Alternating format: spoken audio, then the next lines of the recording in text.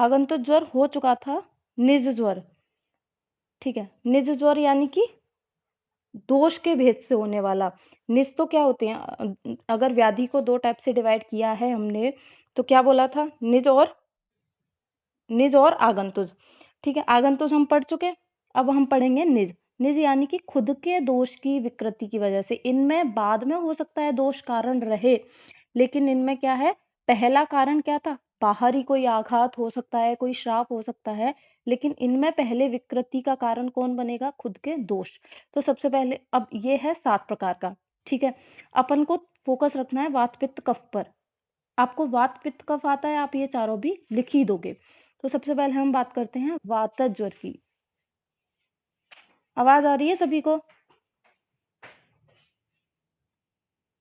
Okay.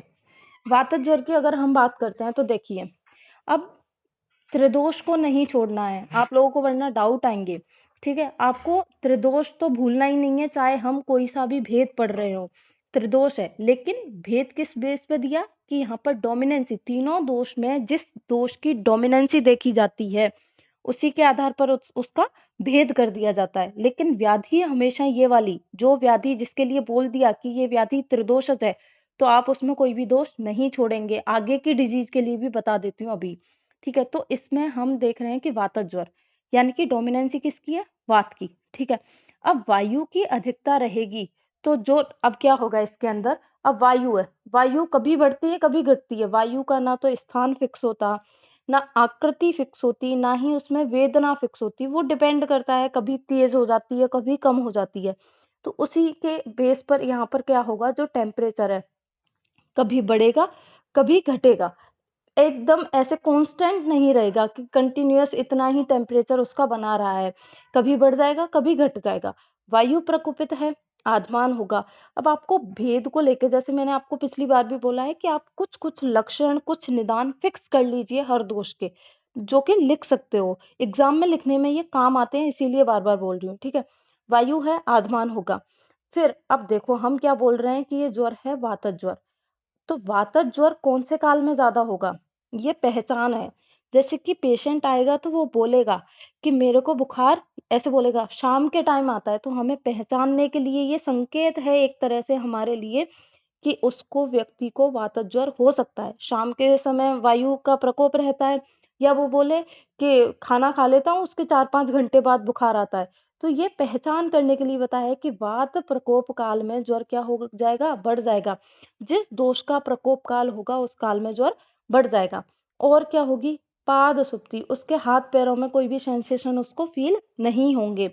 वायु का प्रकोप रहेगा तो निद्रा का नाश। अब ये जो कुछ कुछ लक्षण है, जैसे आद्यमान हुआ, निद्रा नाश हुआ, पाद सुप्ति, आप ये किसी भी वातज भेद की किसी भी डिजीज में लिख सकते हो। फिर उसके बाद है गाढ़ विटकता, यानी कि पेशेंट को क्या रहेगा? कॉन्स्टिपेशन रहेगा।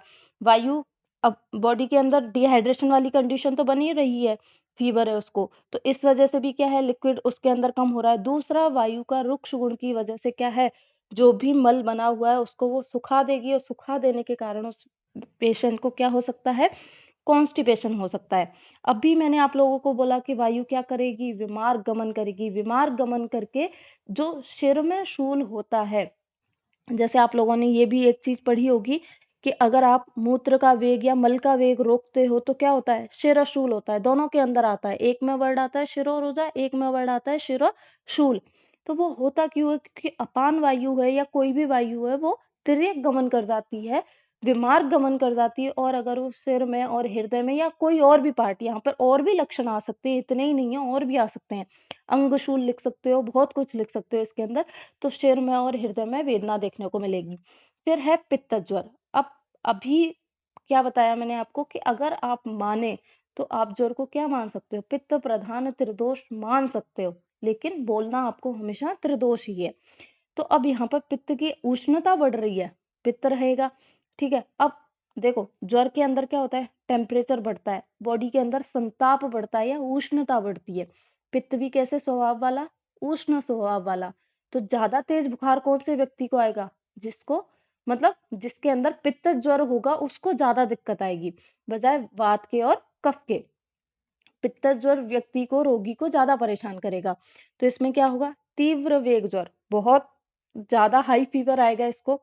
आस्य वायरस, उसके मुँह का स्वाद कैसा हो जाएगा? ये तो जनरली सबने फ़ील किया होता है कि जब भी बुखार आता है तो मुँह का स्वाद कैसा हो जाता है? कड़वा हो जाता है, विरस हो जाता है, कोई टेस्ट नहीं आता, कुछ भी खाओ टेस्ट नहीं आता है।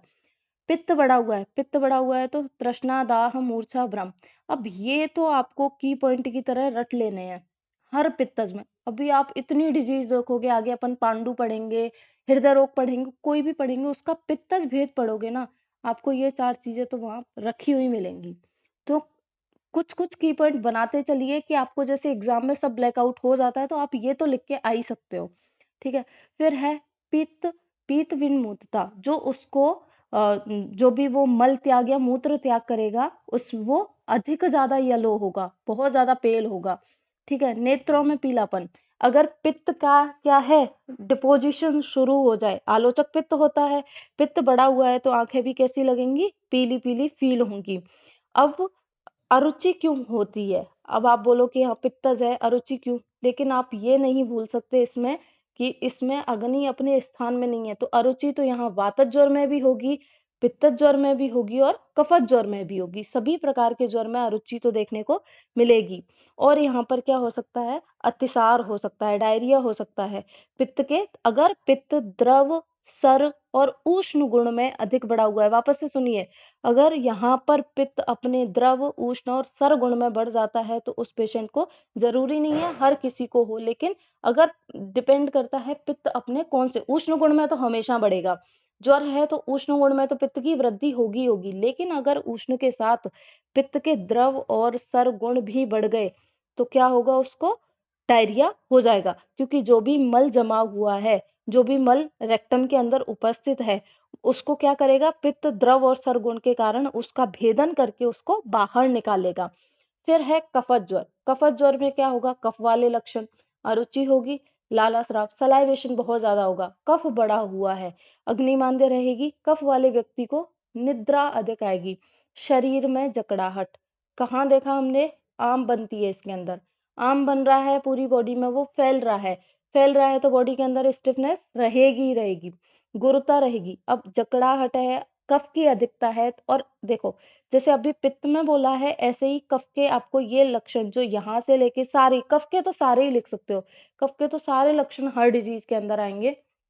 जो भी कफ़ज भेद देखोगे जिसका भी उसके अंदर। तो आपको ये जो कुछ-कुछ लक्षण हैं आपको फ़िक्स कर लेने हैं, क्योंकि एग्ज़ाम टाइम में अभी पहली डिज़ीज़ है आपकी ये, लेकिन इतनी सारी पढ़ोगे सब मिक्स हो जाएगा। बार-बार रिवाइज़ करोगे तो ठीक है, लेकिन सब मिक्स हो जाएगा तो फिर आप यही लिख के आओगे, ठीक है? मधुर आस्यता, इसका मुँह कैसा था? आस्य वैरस से, मुँह का स्वाद आस्य, इसके अंदर क्या है? तिक्तता फ़ील होगी, लेकिन यहाँ पर क्या होगा? मुँह के अंदर मधुरता, मुँह अपने आप ही मीठा-मीठा फ़ील होने लगेगा बिना कुछ खाए हुए, अगर कफ़ज ज्वर है तो। स्थैमित्य मतलब जिस व्यक्ति को कफ़ज ज्वर आया है, कफ़ज ज्वर का जब भी अंतिम काल होगा या जिस काल में वो है, तो इसको अपनी बॉडी कैसी फ़ील होगी? जैसे कि किसी ने गीला कपड़ा उसके ऊपर रख दिया हो, चिपचिपी सी फ़ील होगी, क्योंकि कफ़ की अधिकता है इस कारण। और क्या है, जैसे यहाँ पर हमने अतिसार देखा था, और यहाँ पर क्या मिलेगा? वमन मिलेगा, क्योंकि कफ की प्रवृत्ति किस तरफ होती है? ऊर्ध्व की तरफ होती है। अगर उसकी तरफ उसमें कफ बढ़ गया है व्यक्ति के अंदर, तो क्या है, वो उस व्यक्ति को वमन भी हो सकता है। वमन ना लिख के यहाँ पर सर्दी लिखना ज़्यादा बेटर है। तो उसको सर्दी भी एक लक्षण देखने को मिल सकता है। फिर है वात पित्तज, वात कफज, पित्त कफज और सन्निपातज। तो अगर आपको ये तीनों क्लियर हो गए हैं तो आप इनके अंदर लिख सकते हो। जैसे वात पित्तज में आपको वात पित्त के समान लक्षण लिखने हैं, वात कफज में वात कफ के समान, पित्त कफज में पित्त कफ के, और सन्निपातज में आपको तीनों दोषों के लक्षण लिखने हैं। अब रही क्वेश्चन की बात, यहाँ से कोई क्वेश्चन नहीं पूछेगा आपको, पहले भी बता चुकी हूँ, क्वेश्चन आएगा यहाँ से। क्वेश्चन पूछा जाएगा आगंतुक से, और नेक्स्ट अपन अगला डिस्कस करने वाले हैं, ज़्यादा चांसेस रहते हैं विषम ज्वर के क्वेश्चन पूछने के। फिर है उसके बाद, ये केवल आपके सिलेबस में है। हाँ जी। अरुचि क्योंकि अग्नि मांद्य है। आपको बताया ना अभी कि अग्नि तो उसकी मांद्य अग्नि अपने स्थान पर ही नहीं है। जब अग्नि अपने स्थान पर नहीं है तो कुछ जब खाया है जो पचेगा ही नहीं, तो अगली बार खाने का मन कैसे करेगा? अरुचि तो वातज वाले में भी लिख सकते हो, ज्वर के अंदर पित्तज में भी लिख सकते हो, कफज में भी। क्योंकि ज्वर के अंदर संप्राप्ति क्या है कि अग्नि अपना स्थान छोड़ चुकी है, तो खाने को कोई पचाने वाला नहीं है, तो खाना खाने का मन भी नहीं करेगा। फिर नेक्स्ट है चरकोत्त सन्निपातक ज्वर। इसके लिए केवल आपको ये नाम याद सॉरी इतना याद रखना है कि चरक ने सन्निपातक ज्वर कितने बताए हैं, 13 बताए हैं। इसके अंदर का आपको कुछ भी याद नहीं रखना है, ठीक है? केवल इतना याद रखना है कि 13 बताए हैं। अब क्योंकि यहाँ कभी कोई क्वेश्चन नहीं आया, ना कभी आएगा, कभी भी नहीं आएगा, फाइनल तक भी नहीं आता। थोड़ा-सा अगर किसी को पढ़ने में इंटरेस्ट है, तो थोड़ा-सा बता देती हूँ कैसे पढ़ना है। जैसे पहला भेद क्या बताया चरक ने, वात पित्तोल लवण मंद कफ सन्निपातज ज्वर। इसका मतलब क्या है? सन्निपातज है यानी कि तीनों दोष हैं, लेकिन तीनों दोष में ऐसा होगा ना कि 1 या 2 दोष की तो अधिकता होगी और किसी एक दोष थोड़ा-सा कम होगा। तो इसके अंदर वात पित्त उल्लवण यानी कि वात पित्त तो अधिक हैं और मंद कफ, कफ कम है। ये तीनों दोषों की ये पोजीशन है पहले के अंदर। बात अब देखो, अब आपको इनके ये पढ़ने की कुछ भी ज़रूरत नहीं है। अब आप यहीं से नाम से क्लियर कर सकते हो। वात-पित्त पढ़े हुए हैं, यानी कि आपको वात-पित्त के लक्षण तो ज़्यादा दिखाने हैं रोगी के अंदर और कफ के लक्षण कम दिखाने हैं। तो देखो, भ्रम दाह किसका? पित्त का हो गया, शिरशूल वात का हो गया, कफ का गौरव हो गया। तो कफ का जो भी कम है उसका तो एक आध लक्षण लिख के आना है, कभी एग्जाम में आएगा नहीं, आ जाता है तो इन केस। तो जो कम है उसका तो कोई 1-2 लक्षण लिख के आइए, बाकी जो अधिक हैं, ज़्यादा लक्षण आपको उन्हीं के लिख के आने हैं और वही रोगी के अंदर देखे जाते हैं। सेकंड है वात कफोल लवण। अब आपको समझ में आ गया वात कफोल लवण यानी कि वात कफ बढ़ा हुआ है और पित्त कैसा है? हीन, पित्त कम है। तो यहाँ पर क्या है? वात कफ बढ़ा हुआ है तो शीत, काश, तंद्रा किसकी वजह से? कफ की वजह से या वात की वजह से? तंद्रा कफ की वजह से होगी, शीत और काश वात कफ दोनों की वजह से हो सकती है। रुजा है वात की वजह से होगी, पित्त का केवल एक देखने को मिल रहा है दाह। तो इसी तरीके से आपको ये रीड करने हैं, बस मेन है आपको ये याद रखना है कि चरक ने कितने बताए हैं? 13। ऐसे ही आपको आगे देखने हैं, देखो पित्त कफोल लवण यानी कि पित्त कफ बढ़ा हुआ है, वायु कैसी है? हीन है। फिर वातोल लवण, फिर एक दोष को बढ़ाना है केवल। अब वायु बढ़ गई, कफ और पित्त कम हो गए। ये आप इजीली लिख सकते हो, आपको ये रटने की जरूरत नहीं है, इजीली लिख सकते हो। एक बार तो क्या करना है? 2 दोष को बढ़ाना है, 1 को कम करना है। एक बार क्या करना है? 1 को बढ़ाना है, 2 को कम करना है। ऐसे करके आप सभी 13 लिख दोगे। देखते हैं वापस से, वातोल्लवण कफ पित्त हीन। अगला है पित्त बढ़ा हुआ है, कफ और वात हीन है। फिर है कफ बढ़ा हुआ है, वात और पित्त हीन है। फिर देखिए अब यहाँ तक कितने हो गए? 6 हो गए कंप्लीट।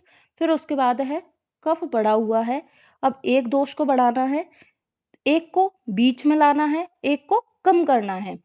कफ बढ़ा हुआ है, पित्त मध्य की स्थिति में और वायु हीन है। ऐसे यहाँ पर पित्त बढ़ा हुआ है, कफ को मध्य करना है, वायु हीन है। यहाँ पर वायु बढ़ी हुई है, कफ को मध्य करना है। ऐसे ही करके आपको रटने नहीं है, पढ़ने भी नहीं है। मैं आपसे खुल के मना कर रही हूँ, नहीं पढ़ने हैं, कभी नहीं पूछे। 4 साल तो मैंने देख लिए, नहीं पूछे जाएंगे। पर आपको एक बार दिमाग में अटका के रखना है कि अगर आ जाता है तो आपको कैसे 13 भेद करके आने हैं। लास्ट का एक भेद जो 13 नंबर है उसमें समसन्निपातज कर देना है। वात भी समान, पित्त भी समान, कफ भी समान। उन्हीं के अकॉर्डिंग आपको लक्षण लिख देने हैं जो वात, पित्त, कफ के अपन डिस्कस कर चुके हैं।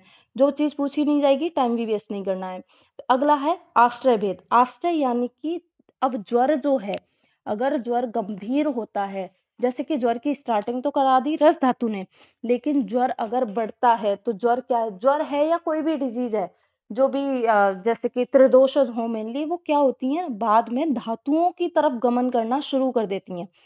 आपने एक चीज नाम सुना होगा, कला। हर धातु के बीच में एक कला उपस्थित होती है, कलाओं का नाम सुना होगा।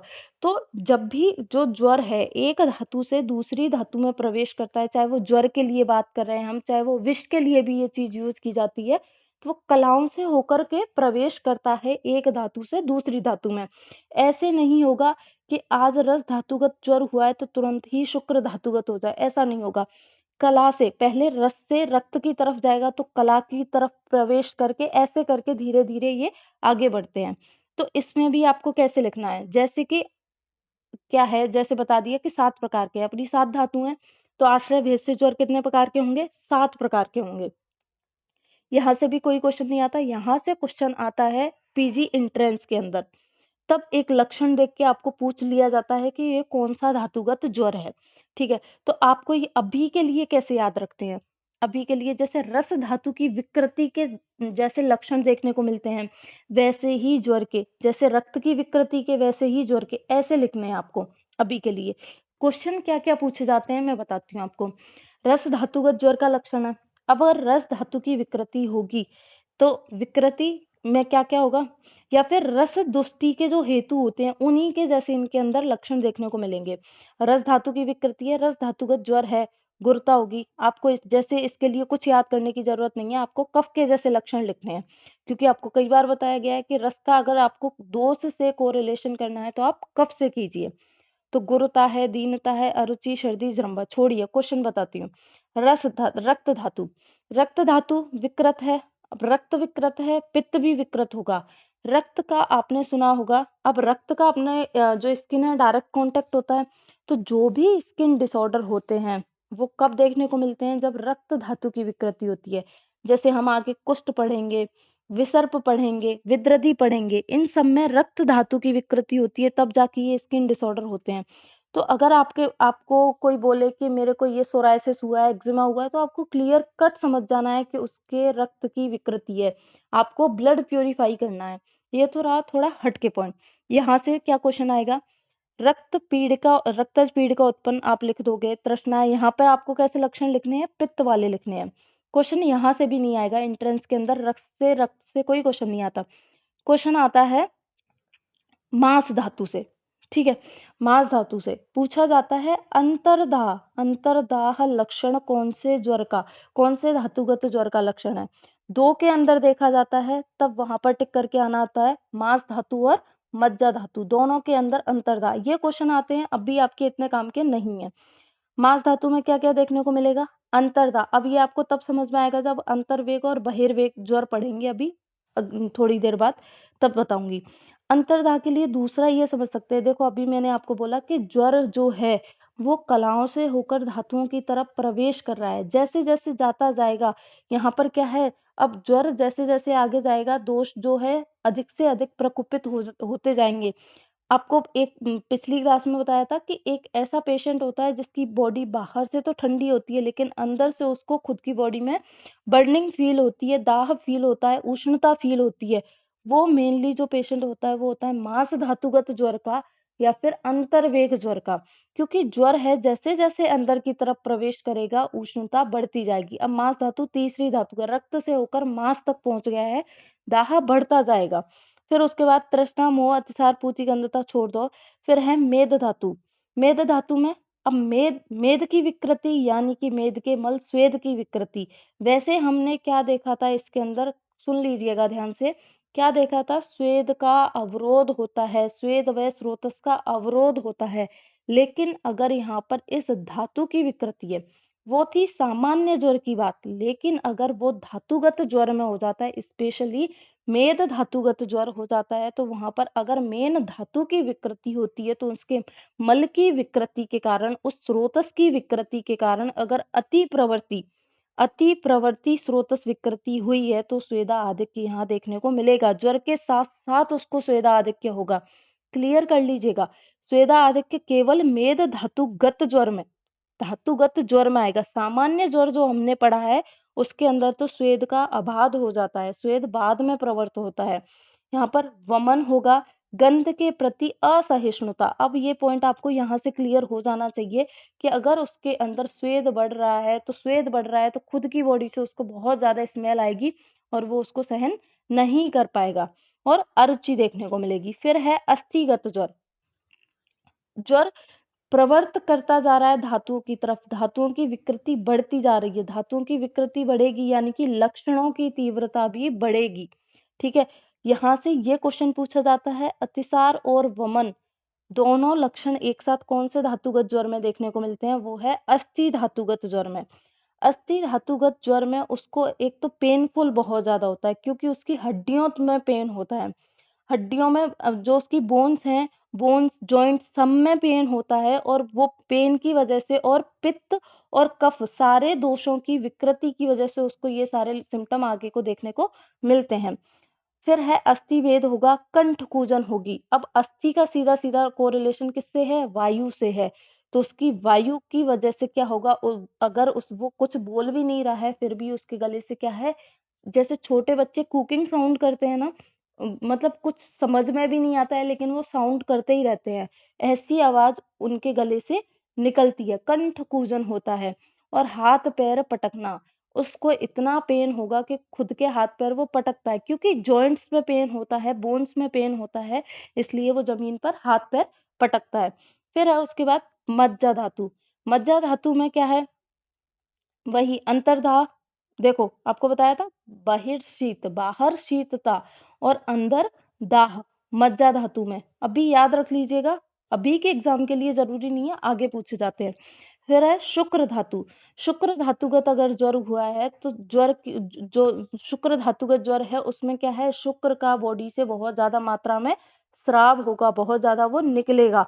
और क्या है, अगर शुक्र यानी कि आखिरी धातु, अब देखिए ये धातुगत ज्वर जो हो रहे हैं, अपना सब कुछ क्या है, अपने को पोषण देने वाला सब कुछ कौन है? अकॉर्डिंग टू आयुर्वेदा सभी कुछ धातु है अपना। तो अगर ये धातुओं में ज्वर हुआ है, लक्षण इतने तीव्रतर होते जा रहे हैं, धातुओं की लगातार विकृति बनी हुई है, अगर जो अपनी सातवीं धातु है शुक्र तक अगर ज्वर पहुंच गया है, शुक्र के बाद ओज, जब शुक्र की विकृति हो चुकी है तो ओज क्या हो जाएगा? क्योंकि एक चीज यहाँ पर उष्णता बढ़ी हुई है और अगर ओज के गुण आप लोगों ने पढ़े हुए हैं तो ओज कैसा होता है?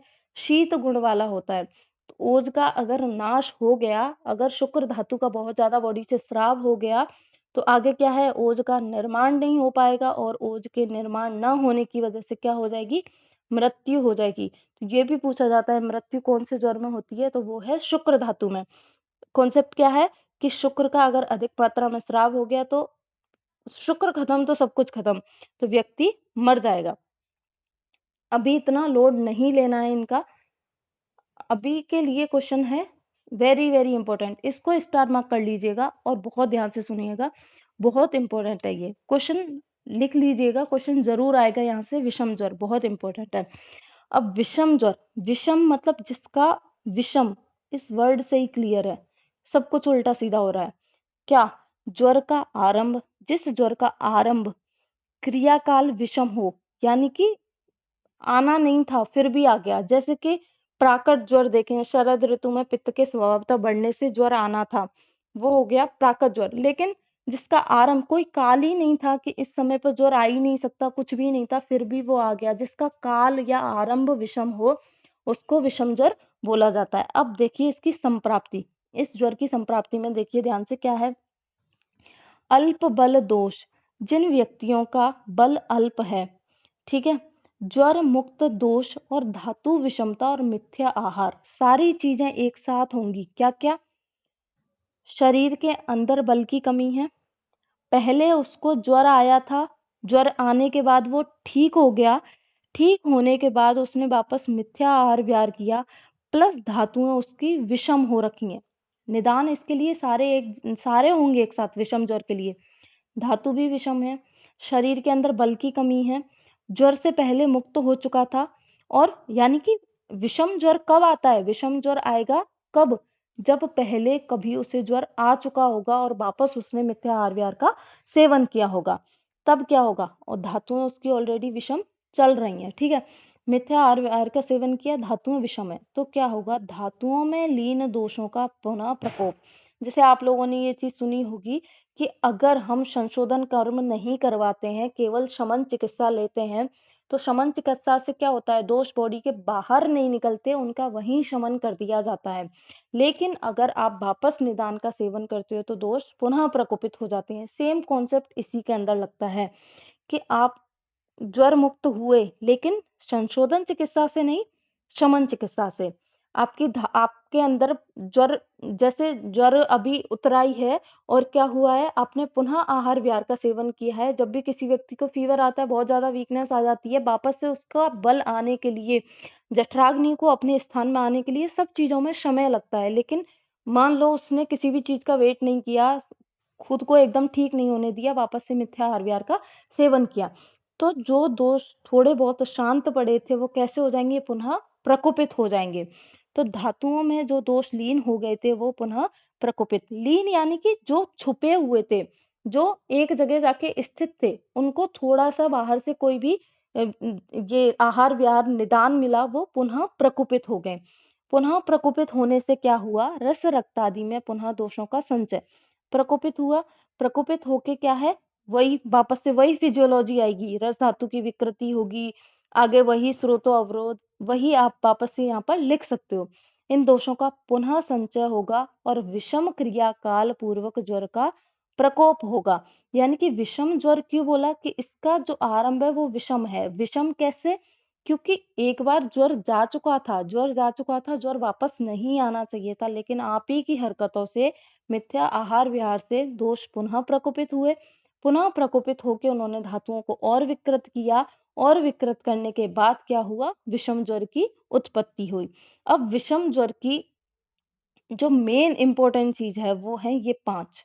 आपको याद रखने हैं विषम ज्वर के भेद कितने होते हैं? 5, ठीक है? सबसे पहला संतत ज्वर। अब यहाँ पर हमने देखा है कि धातुओं में लीन, तो कहीं न कहीं आप जब भेद देखोगे इनके अंदर आपको धातुओं का इन्वॉल्वमेंट मिलेगा।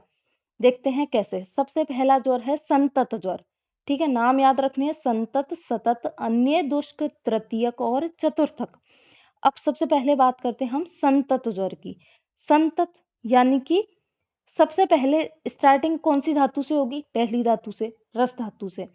तो इस ज्वर में दोष रस धातु में, हमने यहाँ क्या बोला कि दोष जो है वो धातुओं में लीन होते हैं, धातुओं के अंदर संचित होते हैं।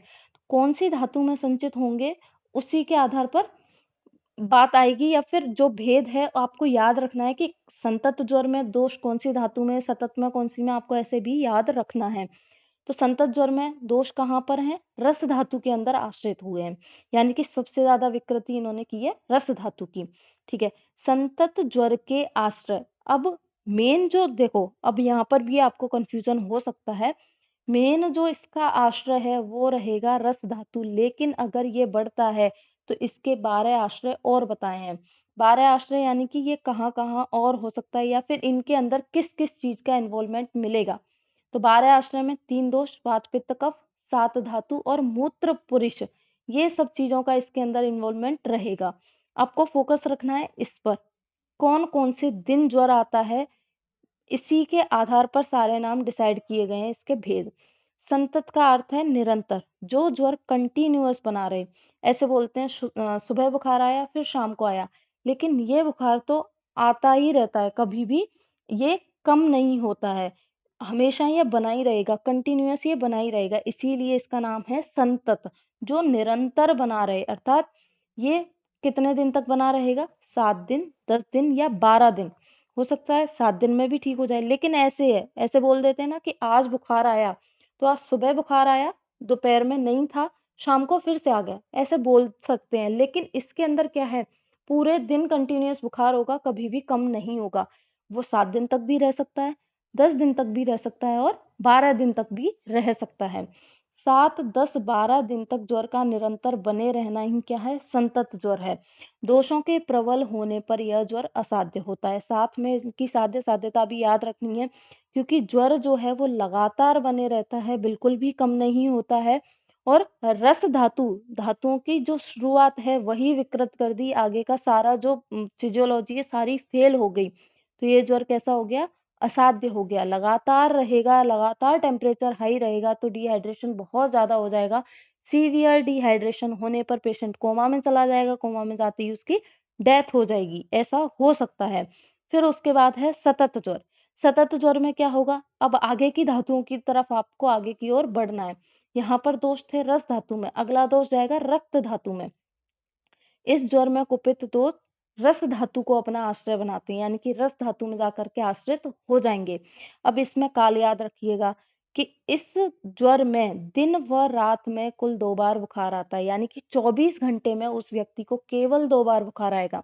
यहाँ पर 24 घंटे के 24 घंटे उसको बुखार बना रहेगा, लेकिन यहाँ पर 2 बार आएगा।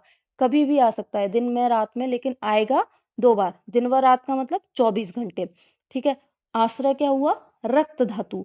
फिर है उसके बाद अन्य दुष्क, इसका आश्रय, अब इम्पोर्टेंट बात, आचार्य चरक ने मास धातु को आश्रय नहीं माना है, लिख लीजिएगा। आचार्य सुश्रुत ने मांस धातु को ज्वर का आश्रय माना है, लेकिन आचार्य चरक नहीं मानते हैं। धातुगत ज्वर में उन्होंने मांस धातु को लिया है, लेकिन विषम ज्वर में मांस धातु को इन्वॉल्व नहीं किया है। कारण कुछ भी नहीं बताया गया है, डायरेक्ट यही मान लिया है कि रक्त से वो मेद की तरफ बढ़ जाता है। अन्य दुष्ट ज्वर का आरंभ, ये हम आचार्य चरक के अकॉर्डिंग पढ़ रहे हैं। सुश्रुत ने मांस माना है, आचार्य चरक ने नहीं माना है। तो अन्य दुष्ट का आश्रय आचार्य चरक क्या मानते हैं? मेद धातु मानते हैं। इस ज्वर में वेग दिन व रात में केवल एक बार आता है, यानी कि 24 घंटे में केवल एक बार आएगा। फिर उसके बाद है तृतीयक ज्वर। आश्रय कौन होगा? मेद से आगे बढ़िए, अस्थि धातु। अर्थात अब क्या होगा? मान लो किसी पेशेंट को आज बुखार आया, तृतीयक को समझने का तरीका, आज बुखार आया है, कल नहीं आएगा, परसों आएगा। तृतीयक में एक दिन छोड़कर, फोकस रखना है इधर, एक दिन छोड़कर जो ज्वर आता है उसको तृतीयक ज्वर बोला जाता है। तीसरे दिन आने वाला, यानी कि आज आया, आज का तीसरा दिन कौन सा होगा? परसों। तो तीसरे दिन आने वाला ज्वर तृतीयक ज्वर। उसके बाद चतुर्थक, बहुत ईजी है, अगर आपको तृतीयक समझ में आ गया तो चतुर्थक भी इजीली समझ में आ जाएगा। आश्रय कौन होगा? अस्थि व मज्जा धातु। अब यहाँ पर शुक्र क्यों नहीं माना? क्योंकि शुक्र में आचार्य ने पहले ही बोल दिया कि अगर शुक्र धातुगत ज्वर हो गया तो क्या हो जाएगी? मृत्यु हो जाएगी। इसलिए अस्थि और मज्जा पर ही एंड कर दिया। तो चतुर्थक ज्वर में आश्रय माना है अस्थि व मज्जा धातु। अब देखिए, जिस ज्वर में प्रति चौथे दिन अर्थात 2 दिन, यानी कि आज आया, कल नहीं आएगा, परसों भी नहीं आएगा, उसके अगले दिन आएगा, वो हो गया चतुर्थक। जिसमें 2 दिन का गैप हो जाए, चतुर्थक। केवल 1 दिन का गैप हो, तृतीयक। तो आपको इस